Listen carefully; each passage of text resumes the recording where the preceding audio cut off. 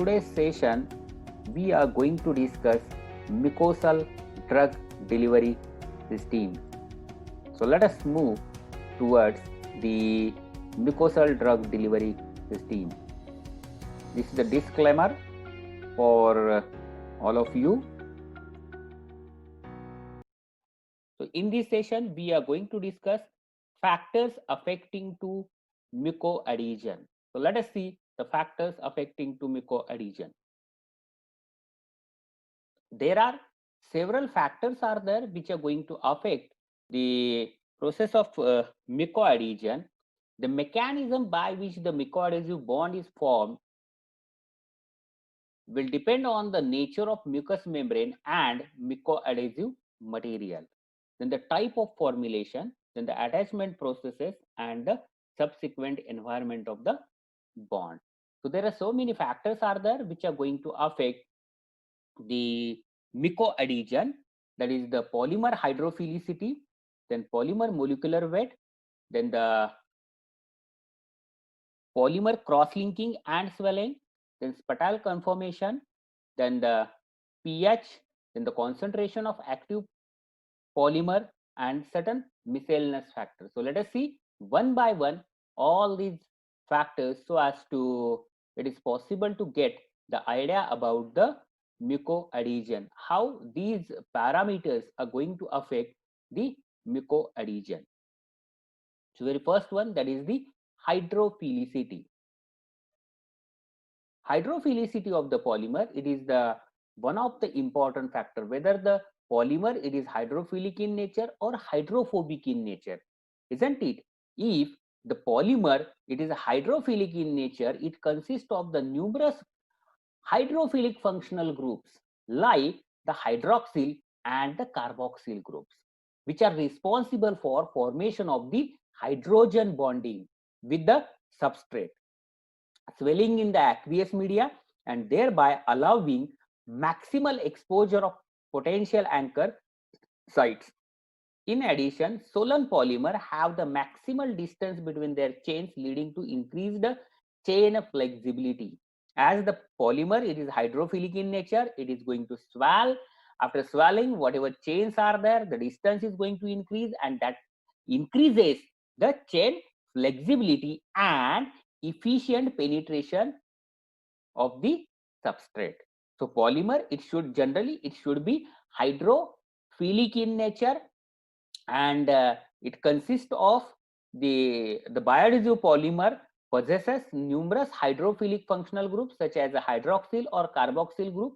These groups allows hydrogen bonding with the substrate, swelling in the aqueous media, and thereby allowing maximal exposure of potential anchor site. In addition, Solon polymer have maximal distance between their chains, leading to increase the chain flexibility and efficient penetration of the substrate. So whatever the polymer is there, it should have the hydroxyl or carboxyl group that allows the hydrogen bonding. Furthermore, there is a swelling. After due to the swelling that increases the chain flexibility and the diffusion of polymeric chains into the mucous layer. So this is about the hydrophilicity of the polymer. Let us move towards the molecular weight.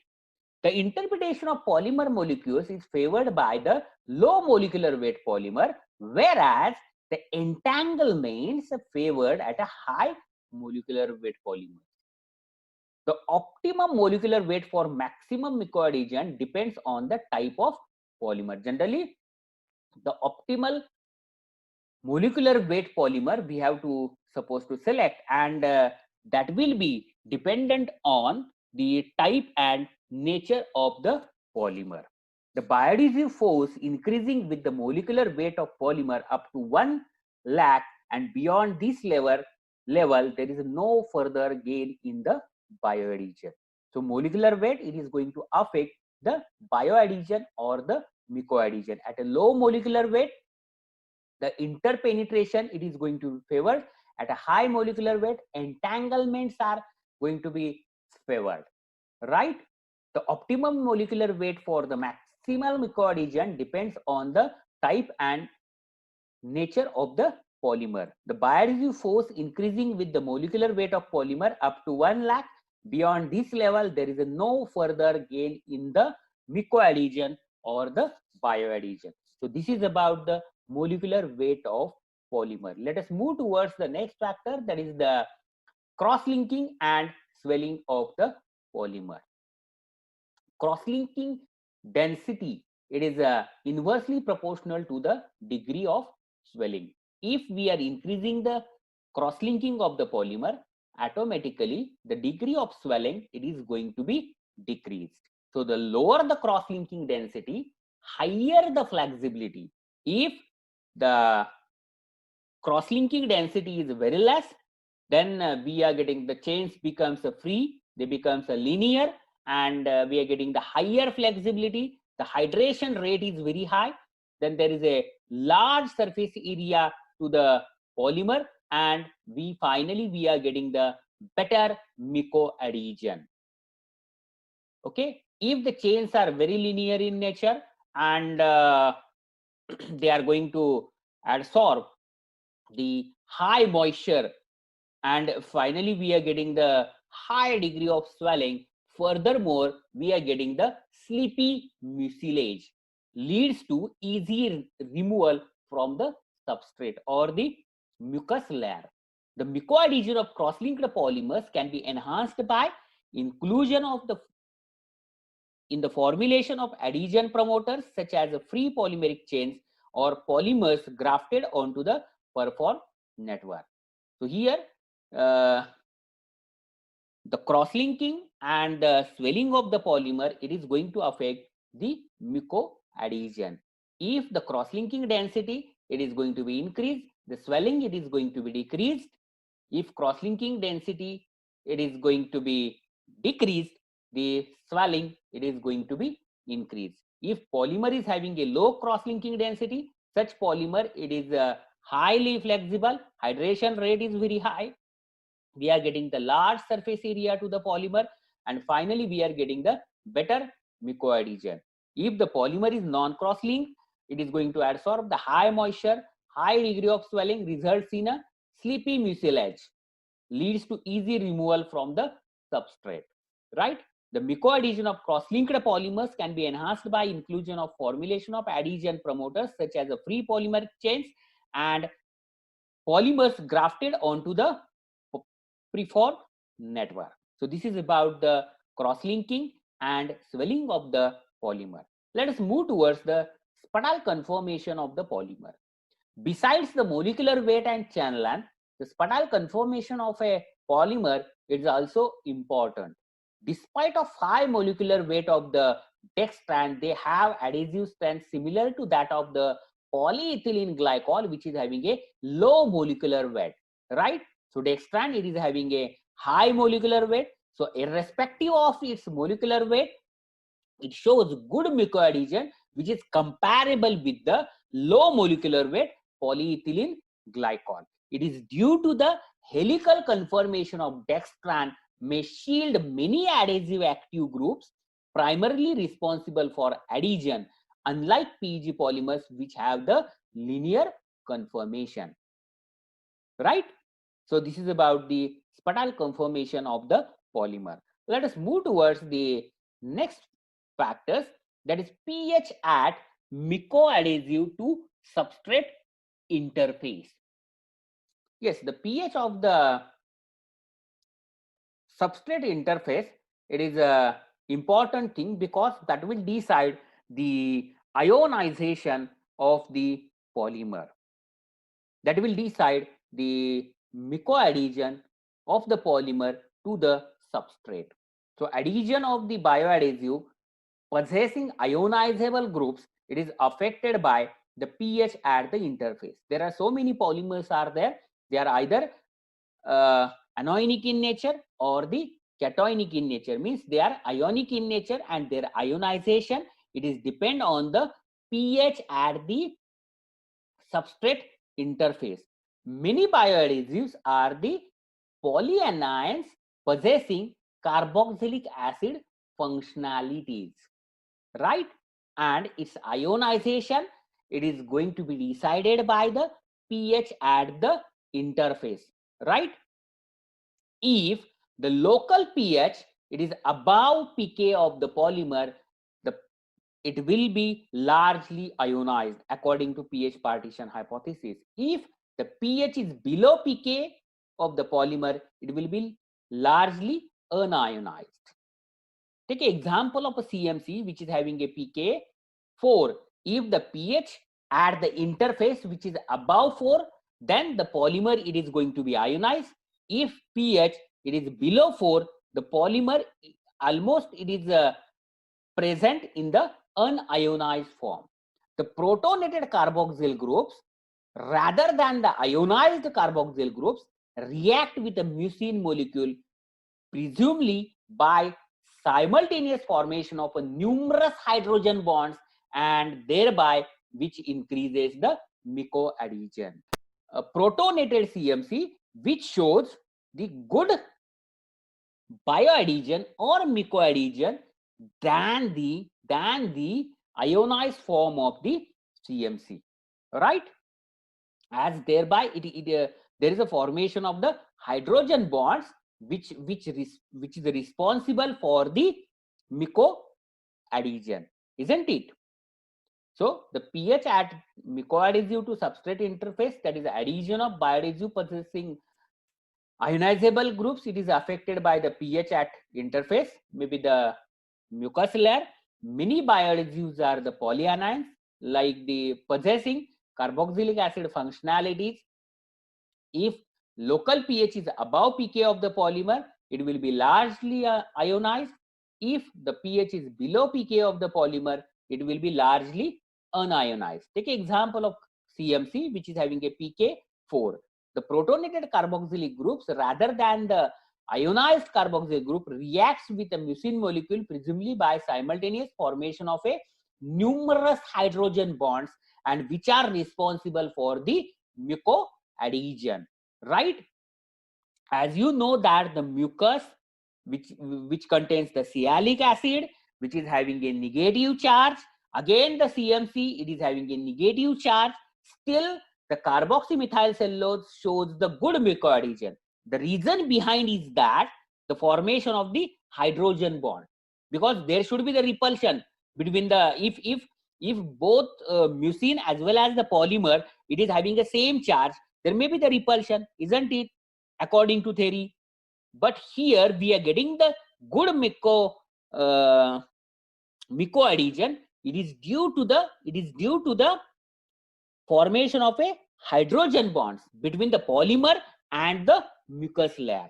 There is another mechanism is there by which the polymer it is going to be interacted with the mucus, and thereby we are getting the mycoadhesion, right? So let us move towards the next factor, that is known as the concentration of mycoadhesive polymer. Optimum concentration of polymer is required to get the best mycoadhesion. If we are increasing the concentration of polymer above optimum level, automatically the adhesive strength it is going to be decreased significantly. Why it is to so? It is due to because in concentrated solution the coiled molecules become solvent poor. The chains available for interpenetration are not numerous. The chain flexibility it is going to be decreased. This result seems to be of interest only for more or less liquid mycoadhesive formulation. This is applicable to only the liquid formulation, isn't it? In the case of liquid formulation, if we are increasing the polymer concentration, mycoadhesive strength it is going to be decreased. But in the case of solid dosage forms such as the tablet, higher the polymer concentration, the stronger the mycoadhesion. So this is about the concentration of mycoadhesive polymer. How the concentration of mycoadhesive polymer affects the mycoadhesion. In the case of liquid formulation, if we are increasing the polymer concentration, the chain flexibility is going to be decreased, and thereby furthermore decrease in the mycoadhesive force or the mycoadhesion. In the case of solid dosage forms such as the tablets, higher the polymer concentration, the stronger the mycoadhesion. So this is about the pH at mycoadhesive to substrate interface and the concentration of mycoadhesive polymer. Let us see the remaining factors. Yes, last 4 factors. Very first one, drug excipient concentration. As we are preparing or we are designing certain formulations like tablets, films, patches, semi-solid formulation. So whatever the excipient which we are using in the formulation that have the significant effect on the mucoadhesion. Okay. Then the initial force of application. So the initial force of application, it is going to affect the bioadhesive strength of formulation. Higher force leads to enhanced interpenetration and high bioadhesive strength. If we are applying the formulation with a higher force, that increases the interpenetration and furthermore the mucoadhesive or the bioadhesive strength. Then the initial contact time, how much contact time we are providing to the formulation and mucus layer. Formulation with the mucus layer. Greater the initial contact time between the bioadhesive and the substrate, maybe the mucous membrane, the greater the swelling and interpretation of polymeric chain. Means contact time should be high, then only there will be the swelling and interpenetration of the polymeric chain into the mucus layer. Then the rate of mucus turnover, that is again important parameter which needs to be considered, isn't it? And very last factor, disease state. Disease state also again it is going to affect the mucoadhesion, isn't it? Disease state which is specifically related with the specific body cavity. So on this slide we have discussed the drug excipient concentration, initial force of application, then initial contact time, rate of mucus turnover and the disease state. All these are the miscellaneous factors which are going to affect the mucoadhesion.